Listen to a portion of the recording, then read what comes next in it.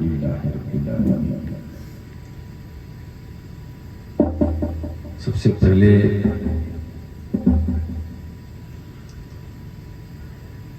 ساری کائنات کے مرجع و مأویٰ آقائے کائنات فخر موجودات جناب محمد رسول اللہ صلی اللہ تعالی علیہ وسلم کی بارگاہ بے کس پناہ میں عقیدت و محبت کے ساتھ درود پاک پڑھ لیں۔ اللہم صلی علی سیدنا و مولانا محمد وعلی آل سیدنا و مولانا محمد بارک وسلم کما تحب و ترضى بأن تصلی علیہ صلاۃ و سلام علیک یا رسول اللہ صلی اللہ تعالی علیہ وسلم۔ آج کی یہ تقریب، یہ جلسہ، یہ جو کچھ بھی ہے، وہ ہمارے جو دودھانی کے مکھیا صاحب ہیں ان کے والد یہ سالانہ فاتحہ ہے، اور جو اس مسجد میں امامت بھی فرماتے رہے جناب بدر الدین صاحب مرحوم، مولا کریم اس مبارک محفل کے طفیل نبی پاک صلی اللہ علیہ وسلم اور ان کی آل و اصحاب کے طفیل ان کی مغفرت فرمائے۔ مولا کریم جوار رحمت میں انہیں جگہ عطا فرمائے اور ان کی قبر پر رحمت و نور کی بارش نازل فرمائے۔ آپ نے نعتیں بھی سنی اور ہمارے مفتی صاحب کی باتیں بھی سنی، میں نے بھی تھوڑا سا سنا۔ ہر چیز مشیت پر ہے، ہمارے آپ کے چاہنے سے کچھ نہیں ہوتا۔ ہم نے چاہا تھا، آپ نے چاہا تھا کہ یہ پورا میدان بھرا ہو، دور دراز سے لوگ آئیں گے، بے شک ضرور، مگر رب کی مرضی یہ تھی جو آپ دیکھ رہے ہیں۔ میں کسی تقریر یا خطاب کے لیے نہیں بیٹھا ہوں، کچھ ضروری باتیں ہیں جو آپ تک پہنچانے کے لیے میں بیٹھ گیا ہوں۔ اور ویسے بھی آج کی یہ مجلس ہے، نہ کوئی بڑا جلسہ نہ کوئی کانفرنس، یہ ایصال ثواب کی ایک محفل ہے۔ اللہ کریم اس محفل میں جتنے آئے ہیں سب کی جائز حاجتوں کو پوری فرمائے، اور جیسا کہ مفتی صاحب کافی دیر سے کھڑے ہو کر آپ کو نمازی بنا رہے تھے، اب میں آپ سے جاننا چاہتا ہوں کہ آپ نمازی بننا چاہتے ہیں یا نہیں؟ بولیے بولیے، نماز پڑھیں گے کہ نہیں پڑھیں گے؟ کم سے کم آج یہ طے کر کے یہاں سے ہمارے نوجوان بچے یہ اٹھے ہیں کہ آج جو صبح فجر کا وقت ہوگا تو ہم نماز پڑھیں گے۔ یہ آپ طے کر لیجیے کہ ہمیں سب کچھ چھوڑنا ہے، اگر چھوٹتی ہے تو چھوٹ جائے، مگر ہم نماز نہیں چھوڑیں گے، اور سب کچھ پر ہم نماز کو ترجیح دیں گے، ہے نا؟ اس لیے یہ نماز مومن کی معراج ہے، نماز مومن کی پہچان ہے۔ یہ نماز وہ عبادت ہے جو قرب مولا عطا کرتی ہے۔ نماز میں لذت وصال ہے، نماز میں حسن و جمال ہے۔ یہی وہ عبادت ہے جو 5 وقت بندے کو رب کا قرب عطا کرتی ہے۔ کم سے کم ہمیں 5 ٹائم باتیں کرنے کا موقع ملتا ہے۔ آپ اپنے رب سے ملنا نہیں چاہتے؟ کون بندہ ایسا ہے جو اپنے رب سے ملنا نہیں چاہتا؟ سب چاہتے ہیں۔ میرے دوستو، مفتی صاحب نے جو کچھ کہا کتاب و سنت کی روشنی میں وہ تو ہے ہی ہے، لیکن ایک بات میں آپ سے کہنا چاہتا ہوں کہ تم نماز پڑھنا شروع کر دو اس سے پہلے کہ تمہاری نماز پڑھی جائے۔ اس سے پہلے کہ تمہاری نماز پڑھی جائے تم نماز شروع کر دو۔ حضرات، دنیا میں کچھ نہیں ہے۔ آج ہمیں جو کچھ مصیبت ہم پر آتی ہے یا آ رہی ہے، پریشانی ہے، یہ خود ہمارے ہاتھوں کی کمائی ہے۔ ہم دین سے دور ہوتے جا رہے ہیں، دنیا سے قریب ہوتے جا رہے ہیں، اور دنیا نے ہمیں ایسا سمیٹ لیا کہ اب اس کے چنگل سے نکلنا سب بس کی بات نہیں۔ اب اگر آپ نکلنا چاہتے ہیں، یہ دنیا کیا ہے؟ یہ دھوکہ، یہ دنیا ایک فریب ہے۔ یہ دنیا نہ ہماری ہے نہ تمہاری ہے، یہ کسی کی نہ ہوئی ہے نہ ہوگی۔ اسی لیے مجھے حضرت خواجہ نظام الدین اولیاء محبوب الہی رحمت اللہ تعالی علیہ کا ایک ملفوظ یاد آ رہا ہے۔ حضرت فرماتے محبوب الہی کہ لوگوں، دنیا میں رہو مگر دنیا کے لیے نہ رہو۔ دنیا میں رہو لیکن دنیا کے لیے نہ رہو۔ دنیا میں رہو لیکن اللہ کے لیے زندگی گزارو۔ جو کام کرو اپنے مولا کو راضی کرنے کے لیے، چاہے وہ کوئی بھی عمل خیر ہو، کوئی بھی نیکی ہو، کوئی بھی صدقہ ہو، کوئی بھی خیرات ہو، حسنات ہو، یہ جو بھی کچھ کرو اپنے رب کو راضی کرنے کے لیے۔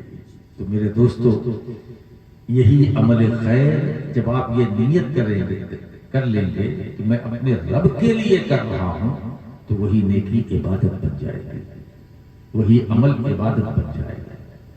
تو دنیا میں رہو مگر دنیا کے لیے نہ رہو، ہے نا؟ آج ہمارا معاملہ، ہماری قوم کا معاملہ ایسا ہو گیا ہے کہ مسلمانوں کے بارے میں یہ کہا جا رہا ہے یہ ڈرے ہوئے ہیں، سہمے ہوئے ہیں، مسلمان ڈرتے ہیں۔ مسلمان ڈرتا نہیں ہے نا؟ مسلمان جو واقعی مسلمان ہے وہ کسی سے نہیں ڈرتا، ڈرتا ہے تو اپنے رب سے ڈرتا، اور رب سے ڈرنے والے وہ کسی سے نہیں ڈرتے۔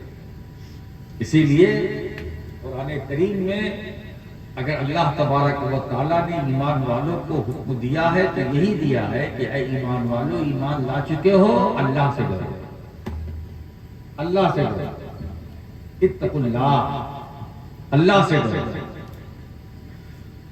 سچوں کے ساتھ رہو، اللہ سے ڈرو، غلط راستے پہ نہ رہو، اللہ سے ڈرو، جھوٹ نہ بولو، اللہ سے ڈرو، جوا نہ کھیلو، اللہ سے ڈرو، شراب نہ پیو، اللہ سے ڈرو، نماز کی پابندی کرو، اللہ سے ڈرو۔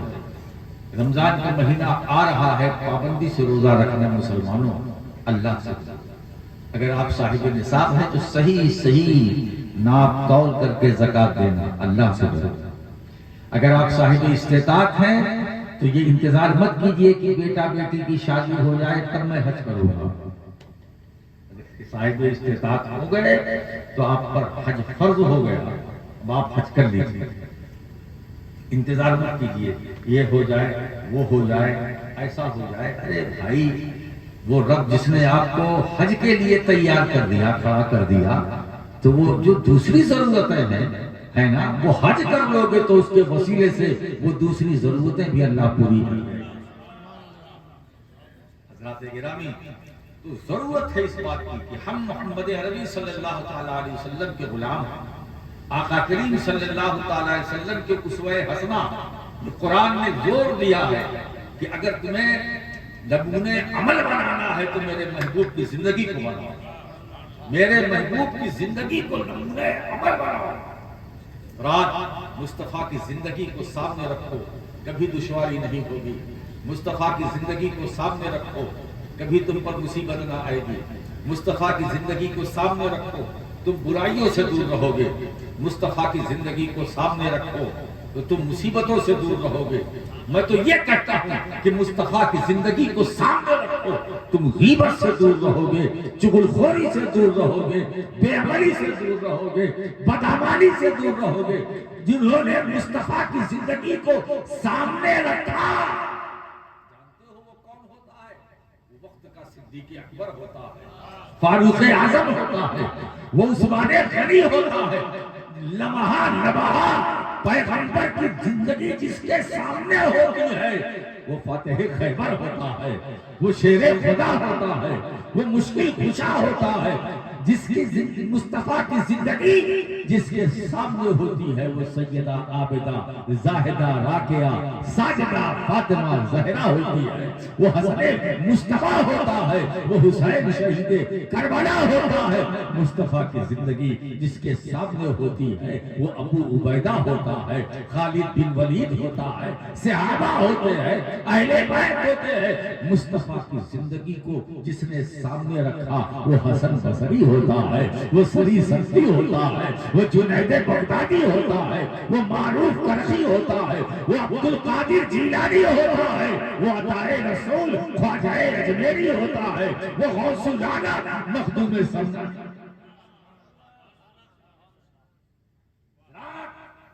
سرکار علیہ السلام جو اسوہ حسنہ پر جن کا میں نے نام لیا ہے، انہوں نے زندگی گزاری، تو دیکھیے آج بھی ان کا نام زندہ ہے، تابندہ ہے، درخشندہ ہے، اور صبح قیامت تک یہ چمکتے رہیں گے، ان کے نام چمکتے رہیں گے، جگمگاتے رہیں گے۔ میرے دوستو، ہم غلام مصطفیٰ ہیں، دعویٰ ہے، صرف دعویٰ ہے۔ اور میں چاہتا ہوں کہ آج کی اس بزم سے یہ پیغام لے کر آپ اٹھیں کہ ہم کو صرف دعوے کی حدوں تک نہیں رہنا ہے، بلکہ اس کو دلیل سے ایسا سوار دینا ہے، دلیل سے ایسا سوار دینا ہے کہ ہمارا دعویٰ بالکل صحیح ثابت ہو جائے۔ اس دعوے کو سنوارنے کے لیے نماز کی ضرورت ہے، روزے کی ضرورت ہے، حج کی ضرورت ہے، عبادت کی ضرورت ہے، بندگی کی ضرورت ہے، تقوی کی زندگی کی ضرورت ہے، ریاضتوں کی ضرورت ہے، کثرت سجدہ کی ضرورت ہے، قیام رکوع قعدے کی ضرورت ہے، اور خدا سے کی طرف مائل ہونے کی ضرورت ہے۔ حضرات گرامی، شرح السنہ کی ایک حدیث پاک مجھے یاد آ گئی، میں نے پہلے ہی کہہ دیا تھا میں کسی لمبی چوڑی تقریر کے لیے نہیں بیٹھا ہوں، صرف تبلیغ کے لیے آج بیٹھا ہوں۔ حضور علیہ السلام ارشاد فرماتے ہیں لا یؤمن احدکم حتی یکون ہواہ تبعا لما جئت بہ، تمہیں سے اس وقت تک کوئی مومن نہیں ہو سکتا جب تک اس کی خواہشات، تمام خواہشات میری تعلیمات کے تابع نہ ہو جائیں۔ ایک آسان مطلب میں نے آپ کے سامنے رکھا، جب تک کہ خواہشات میری تعلیمات کے تابع نہ ہو جائے، مطلب خواہش پر رسول کی تعلیم کا ایسا رنگ چڑھے کہ وہ خواہش، بندے کی خواہش نہ رہے، رسول کی تعلیم دیکھے۔ حضور فرماتے ہیں حضور کی تعلیم کا رنگ ایسا غالب ہو کہ اس کی خواہش اپنی خواہش نہ رہے، جب اس پر نظر پڑے تو مدینے والے کی تعلیمات کا تصور سامنے آ جائے ہے نا دوستو۔ اسی لیے لوگ مقام صحابہ بیان کرتے ہیں، مقام اہل بیت بیان کرتے ہیں، لفظوں کا سہارا لیتے ہیں، جملوں کا سہارا لیتے ہیں، یہ ہے وہ ہے ایسے۔ حضرت میں تو میرا ماننا یہ ہے کہ ہم ان کے مقام کو کیا ہم بیان کریں، اس لیے کہ مقام بیان کرنے سے پہلے مقام کو سمجھنا ضروری ہے۔ اب اس مجمع میں کتنے ایسے ہیں جو صدیق اکبر کے مقام کو سمجھتے ہیں، تو جب سمجھیں گے نہیں تو بیان کیا کریں گے؟ ہم تو بیان اس لیے کرتے ہیں تو ہماری معلومات کی حد ہے، اسی میں رہتے ہوئے ہم کچھ جملوں کا، لفظوں کا سہارا لے کر ذکر کر کے اپنے آپ کو مطمئن کر لیتے ہیں۔ ہم مقام بیان کر ہی نہیں سکتے، مقام بیان کر ہی نہیں سکتے، ہم بھی امتی ہیں حالانکہ، ہے نا۔ اور جس کا مقام ہم بیان کرتے ہیں صدیق اکبر، فاروق اعظم، عثمان غنی، حضرت مولا علی، حسنین کریمین، یہ بھی کیا ہے؟ امتی۔ سوچیے آپ کتنا بڑا مسئلہ ہمارے لیے کہ ہم امتی ہو کر امتی کے مقام کو نہیں سمجھ سکے۔ مقام صدیقی کیا ہے نا؟ محدث اعظم ہند نے صرف 2 مصرے میں کہا کہ مرتبہ حضرت صدیق کا ہے یہ سید، ہر فضیلت کے وہ جامع ہے نبوت کے سوا، ہر فضیلت کے وہ جامع ہے نبوت کے سوا، ہر فضیلت کے وہ جامع ہے۔ اب ہر فضیلت تو فضیلتیں تو بے شمار ہیں، وہ بھی ہم نہیں بیان کر سکتے۔ کتنی فضیلتیں ہیں، کتنی فضیلتیں ہیں۔ آج 1-2 فضیلت کسی کو حاصل ہو جاتی ہے تو اس پر وہ فخر کرتا ہے۔ یہی تو دور ہے نا، یہ ہماری ناکامی کا دور ہے، ناکامی ہے، ناکامی۔ 1-2 فضیلت خصوصیت کسی کو حاصل ہو جاتی ہے وہ ناز کرتا ہے، فخر کرتا ہے۔ مگر دوستو ہم تو صحابہ کی زندگی کو دیکھتے ہیں کہ فضیلت، جس پر فضیلت ناز کرتی ہے وہ صدیق اکبر ہوتا ہے، جس پر فضیلت ناز کرتی ہے وہ عمر بن خطاب ہوتا ہے، جس پر فضیلت ناز کرتی ہے وہ عثمان بن نورین ہوتا ہے، جس پر فضیلت بھی ناز کرتی ہے اور عبادت بھی ناز کرتی ہے وہ مولا علی مشکل کشا ہوتا ہے۔